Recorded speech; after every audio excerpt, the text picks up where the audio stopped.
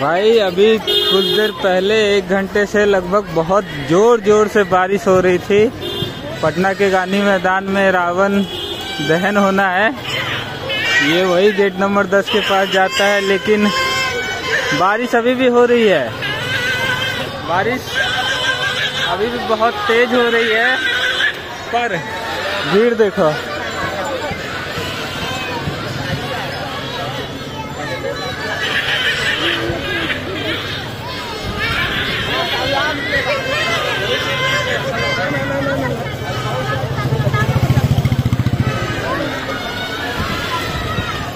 हम तो आ गए।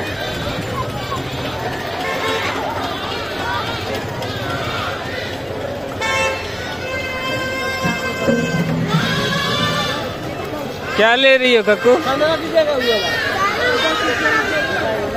ले लो। भीड़ उसी उत्साह से आ रहा है। बारिश का फीका पड़ गया। जितना लोग जा रहा है ना, उन सबको मोटिवेशन बता रही है। मेरा मोटिवेशन कर रहा है, सबको देख के आ रहा है।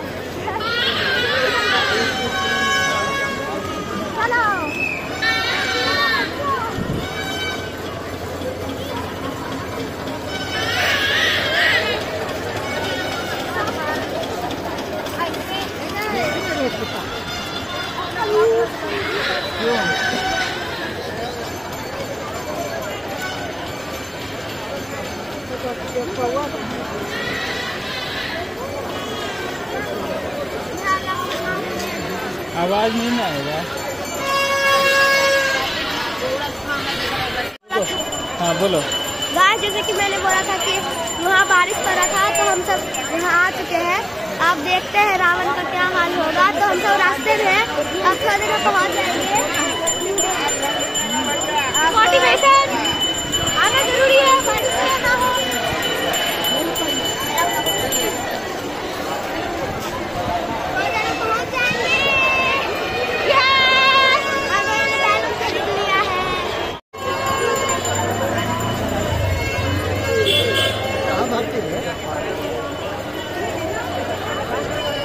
फुल अनाउंसमेंट हो रहा है।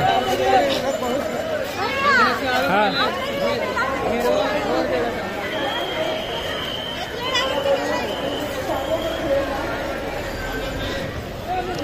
बारिश वाकई में बहुत तेज हो रही थी, लेकिन तैयारियां यहाँ बहुत अच्छे से है पूरे हर तरफ।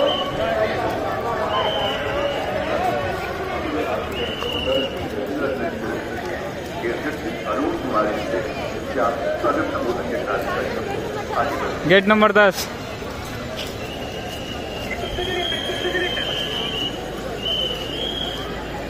आदरणीय अध्यक्ष महोदय, यहाँ पे आपने तो नहीं खड़े रहना है।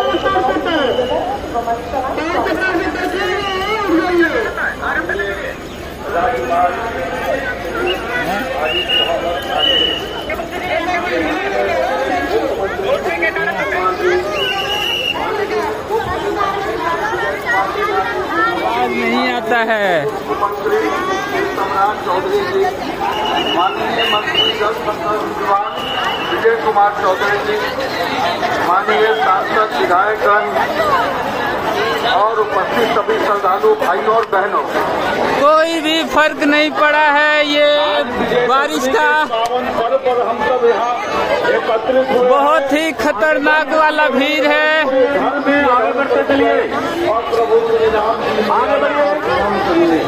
यह पर्व हमें बताता है, आगे बढ़ते चलिए, बीच में खड़ा नहीं होने दीजिए, बीच में खड़ा नहीं होने दीजिए, सड़क के सामने आगे बढ़ाइए।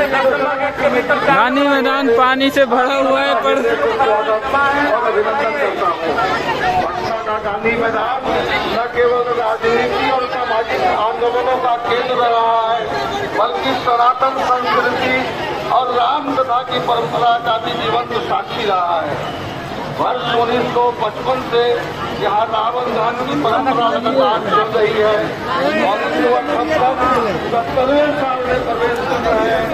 ये अवसर अपनी यात्रा है। रावण का मुंडी टूट गया है। रावण का मुंडी टूटल है। पूरा लगता है हवा में पीछे उलट गया है।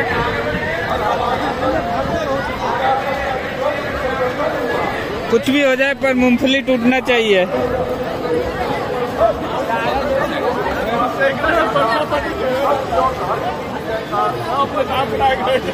उधर से ज्यादा पानी इधर हुआ।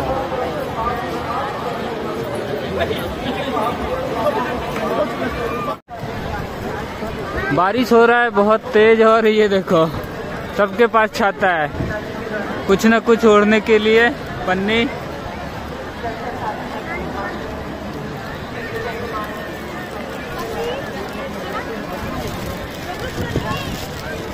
आदमी नहीं थे, रावण के दलवन नहीं थे। कुछ भी हो जाए, बारिश हो जाए, पर इन तीनों को जलाने के लिए ये भीड़ जरूर आएगी।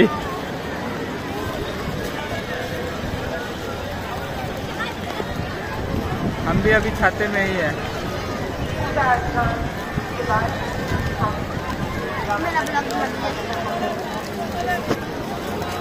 तो गाइस जैसा कि मैंने कहा था, भांजी कुछ बोल रही है, बोलो। जैसे कि देखो मैंने बोला था कि हम सब अंदर आएंगे। कब बोली थी? पिछले ब्लॉग में बोले थे। किसके ब्लॉग में बोली थी? मेरे ब्लॉग में बोली थी। तुम्हारा ब्लॉग कहाँ है? तो मेरा ब्लॉग है। वो उधर जय श्री राम हो रहा है। पानी देखो पूरा भरा हुआ है हर जगह। लंका दहन होना शुरू हो गया है, वो देखो।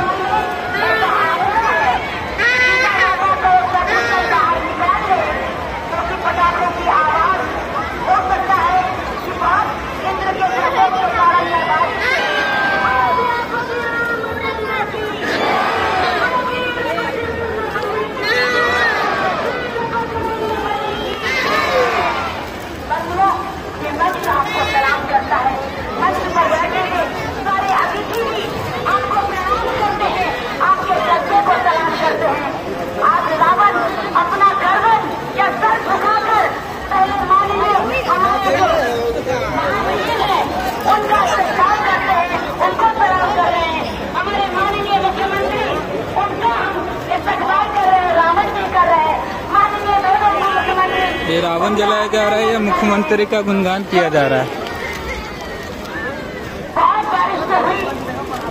रावण का गर्दन झुक तो जरूर गया, लेकिन वही जो राम रची रखा, तो वही जो राम रची रखा। और हम यही कह सकते हैं कि आज ये परिवर्तित कर लिया, और जिसके कारण आज बहुत सुमन था, सब आसानी से आ जा रहे थे। सभी भक्तों को प्रणाम करना चाहिए। आज का ये हाल बहुत ही आपके ऊपर से धूली और आपकी गूंज हमारे हौसलों को बढ़ा रही है। हमने कहा, पहले भी बताया कि इंद्र का प्रकोप था, लेकिन हमारे तेज नहीं हुआ। हम आज भी उतनी ही ऊर्जा से, जैसे हम सभी आर्य पार खड़े हैं। देखिए, मेघनाथ के बच्चे में आग लग गई। थोड़ी थोड़ी देर में वो घूम घूम कर खेलेगा, यानी घमंड का अंत होगा। पितृभक्त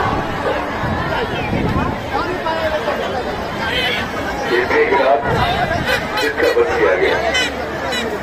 आप चाहे कितने भी बलवान हो, अगर आपका मार्ग गलत है, आप असत्य के रास्ते पे जा रहे हैं, तो निश्चित तौर पे आज न कल आपको बर्बादी का रास्ता ही मिलेगा। ये आदर्श स्थापित किया है समाज में भगवान प्रभु श्री राम ने, जिन्होंने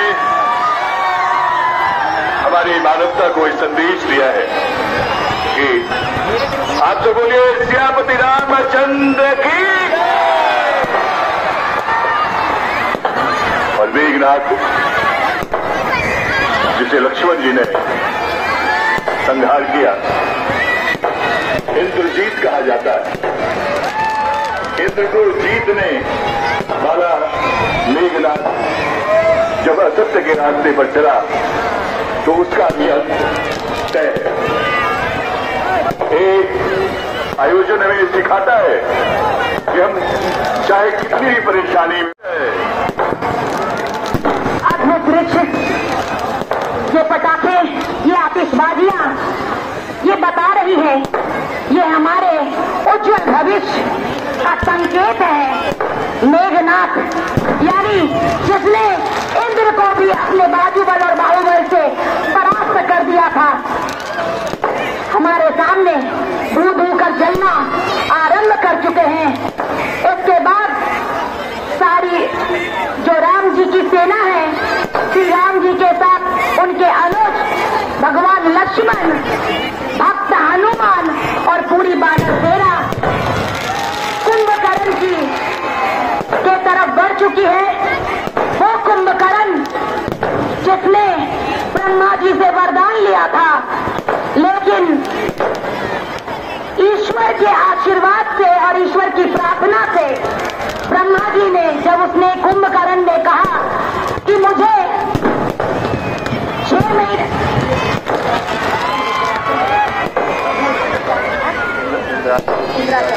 उन्होंने भगवान ब्रह्मा जी से कहा कि मुझे इंद्रासन चाहिए, लेकिन सरस्वती को ब्रह्मा जी ने उनके जिह्वा पर बिठा दिया, जिसके वजह से इंद्रासन की जगह उन्होंने निद्रासन मांग लिया।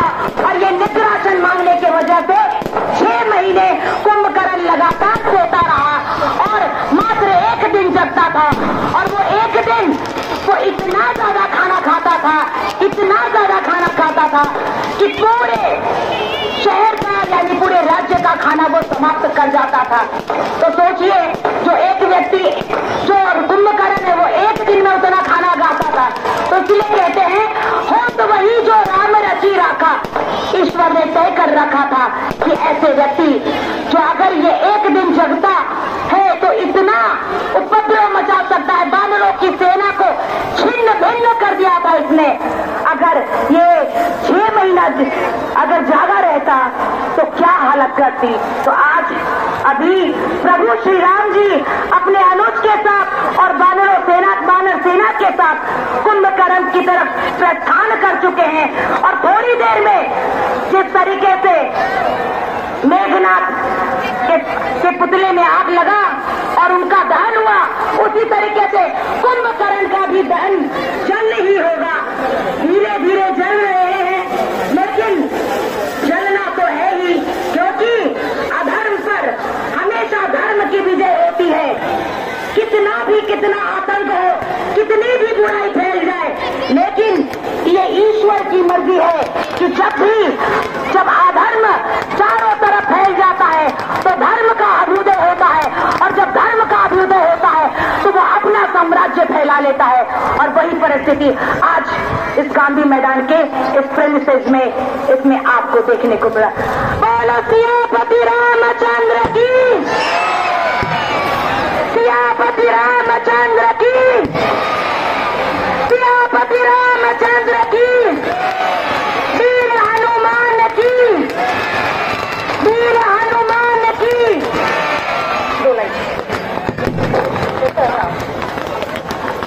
दशहरा राक्षसों और लंका के राजा रावण पर भगवान राम की जीत के प्रतीक के रूप में मनाया जाता है। विजयादशमी के दिन 10 दिनों तक या उनके बीच युद्ध को नाटक के रूप में भी मनाते हैं। और हम सभी इस गांधी मैदान में 22 सितंबर से चलने वाले 3 अक्टूबर तक रामलीला महोत्सव का भी आयोजन किया गया था। गांधी मैदान में हमने कई सारे, आप सब जानते हैं कि श्री दशहरा कमेटी ट्रस्ट वर्षों से आयोजन कर रही थी, लेकिन इस वर्ष श्री कृष्ण स्मारक विकास समिति और कला संस्कृति युवा विभाग बिहार सरकार ने संयुक्त तत्वाधान में आयोजित किया गया शुभ दिन आता है, जिसमें हम सभी विजयादशमी को मनाते हैं। और इसी क्रम में हम सभी पटना के ऐतिहासिक व पौराणिक गांधी मैदान में उपस्थित हैं।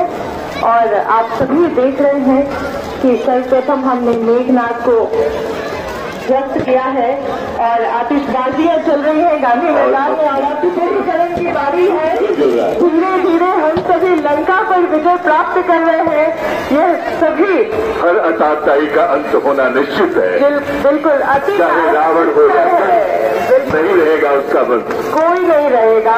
कोई भी अगर बुरा सोचता है, बुरा करने की चाह रखता है समाज में, तो उसका अंत निश्चित है।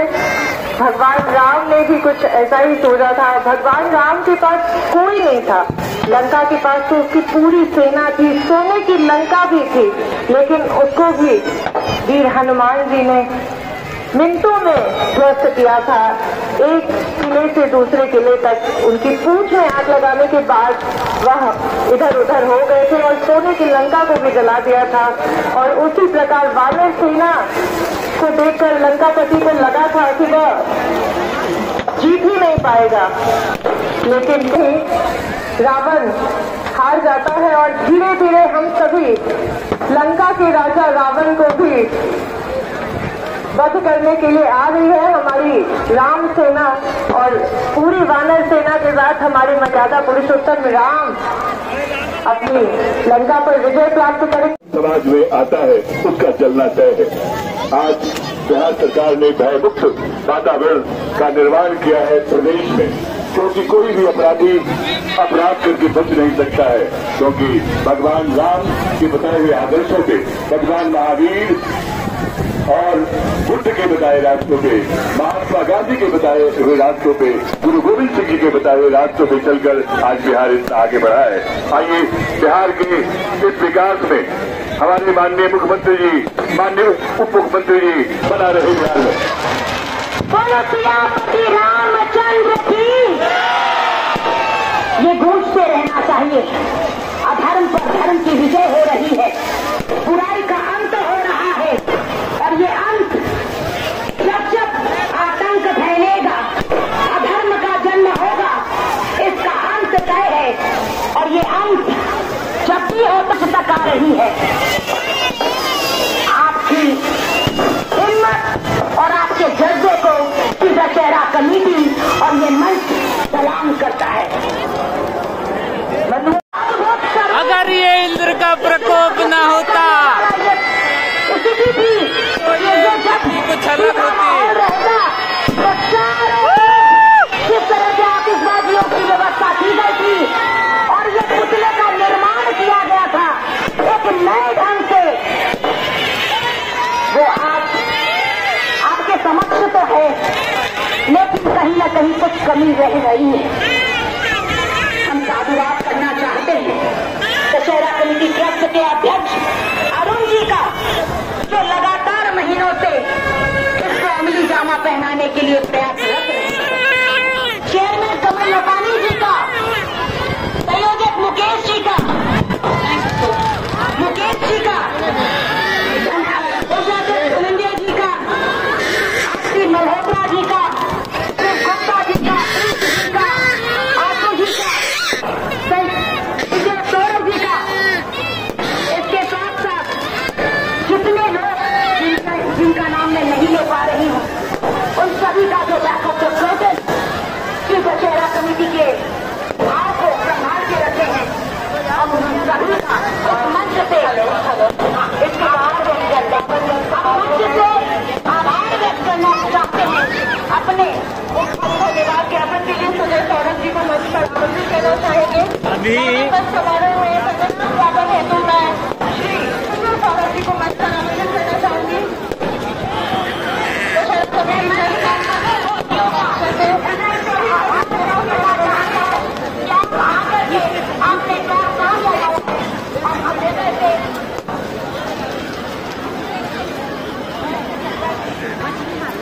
सभी धीरे धीरे घर की ओर बढ़ने लगे हैं, क्योंकि ये पानी के वजह से पूरी तरह से जल नहीं पा रहा है।